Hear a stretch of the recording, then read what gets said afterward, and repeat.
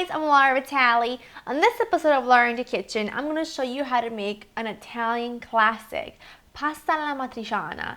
It's a pasta dish. It's really quick to make, but it's got a really delicious sort of smoky bacon and onion sauce. It is out of this world delicious.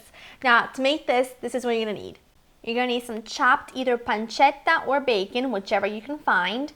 One onion chopped, some white wine, hot pepper flakes, crushed tomatoes, some chopped garlic, and very, very important for this, you're going to need bucatini or parciatelli, whatever they're called in your supermarket. And what this is a very thick kind of spaghetti, and it's got a hole running through the middle.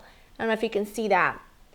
And this really kind of adheres to that sauce, and this is the classic pasta to use for this dish. Now, if you can't find this, of course, you can substitute regular spaghetti, but it won't have that, real authentic look as it would if you were using bucatini or parciatelli, whatever they're called in your store.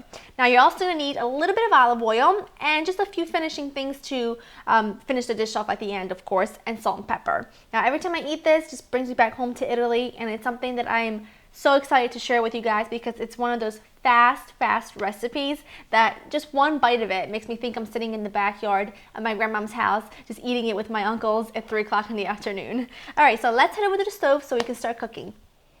Now I have a large nonstick skillet here ready to make our sauce, but before I get to that, I want to make sure I get a large pot filled with water, generous sprinkling of salt, and get that come up to a boil for our pasta. Otherwise we'll be waiting forever. Now to this pan, I'm going to add about a teaspoon of olive oil. Not a lot, because what we're going to do to this is add our bacon. As soon as it's hot, we're going to add our bacon and cook it and let the bacon dripping kind of render out. And that's where we're going to cook our onions in. It's going to really build that flavor that's going to go all through the sauce. So let that heat up, and once it's hot enough, we're going to add our bacon.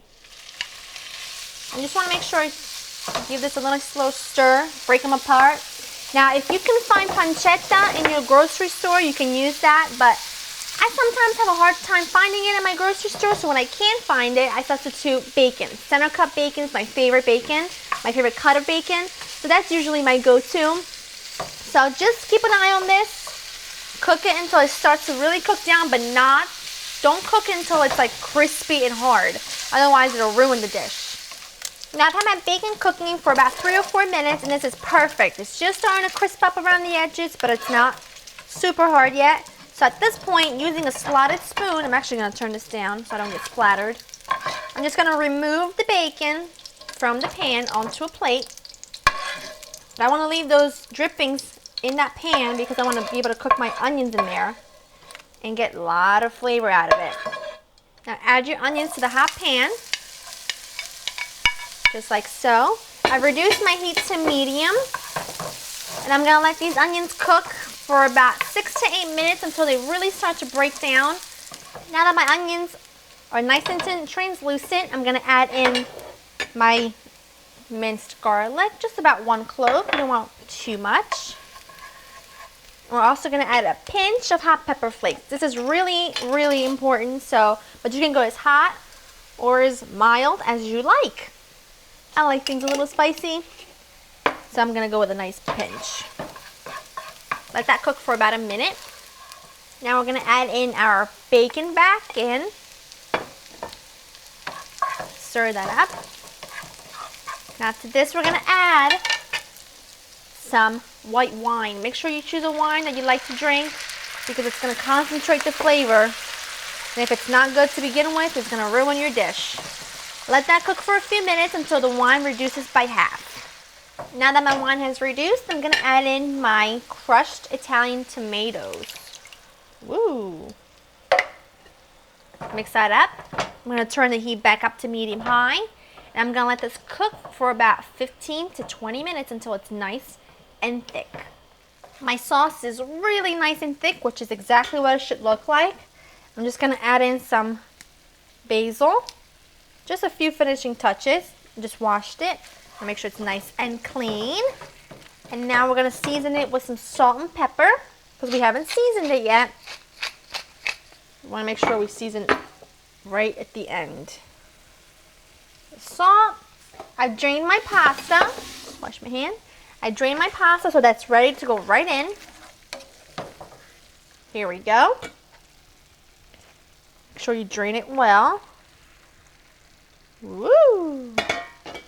Now I'm gonna switch to tongs. Now this is pretty much done, and it's exactly how it should be. Amatriciana is not watery, it's not a bunch of liquidy sauce around it, it's really thick and concentrated, and it wraps around each piece of bucatini perfectly. I just want to give this a bite right now. Now traditionally, you're supposed to top it with pecorino romano, which is a sheep's milk cheese. It's very strong, but it's very delicious and it goes really well with this. But personally, I don't care for any cheese on this because I really want that bacony flavor to come through.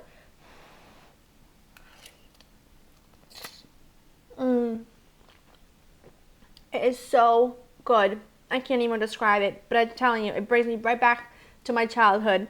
Just one bite of this, maybe another one. I hope you guys have enjoyed spending time with me. To get this recipe and other recipes, check out my website at www.laureandthekitchen.com, and I'll see you next time. Bye!